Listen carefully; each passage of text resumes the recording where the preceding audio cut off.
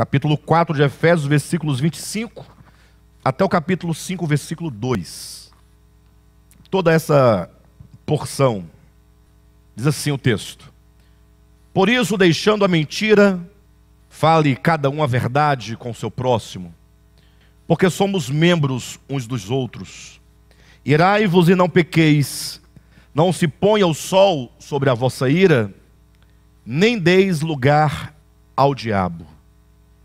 Aquele que furtava, não furte mais, antes trabalhe, fazendo com as próprias mãos o que é bom, para que tenha com que acudir ao necessitado. Não saia da vossa boca nenhuma palavra torpe, e sim unicamente a que for boa para edificação, conforme a necessidade, e assim transmita graça aos que ouvem. E não entristeçais o Espírito de Deus, no qual fostes selados para o dia da redenção. Longe de vós toda amargura e cólera, e ira, e gritaria, e blasfêmias, e bem assim toda malícia. Antes, sede uns para com os outros benignos, compassivos, perdoando-vos uns aos outros, como também Deus em Cristo vos perdoou. Sede, pois, imitadores de Deus, como filhos amados, e andai em amor, como também Cristo nos amou, e se entregou a si mesmo por nós, como oferta e sacrifício a Deus, em aroma suave. Glória a Deus. Queridos, importante lembrar aos irmãos que o tema central dessa epístola é o tema da unidade. É difícil encontrar, talvez, um olhar tão preciso quanto este, de conseguir identificar todo o sentimento dessa epístola, identificar o espírito dessa epístola numa só palavra: unidade. Ao ler vários comentários bíblicos, você percebe que os vários autores, eles dão vários enfoques, apresentam vários temas da epístola. Mas por que nós, ao lermos essa epístola, consideramos que o tema central seja a unidade?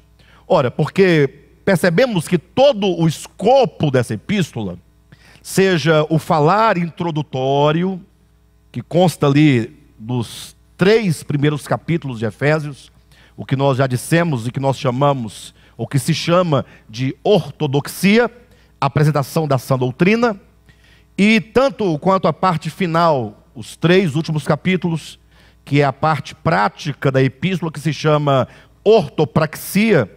Essas duas porções, esses dois lados, eles se estruturam na ideia de unidade que se inicia logo aqui no capítulo 4 de Isaías. Se alguém perguntasse, olha, por que a unidade é o tema dessa epístola?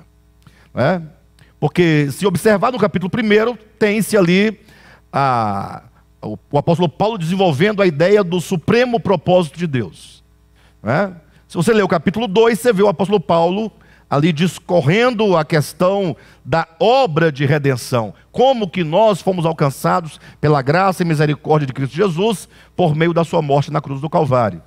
Se lermos o capítulo 3, vamos encontrar o mistério revelado, o Evangelho enquanto um mistério que estiver oculto dos séculos e gerações, mas que agora se manifestou aos seus santos. Aí o capítulo 4 fala sobre a unidade.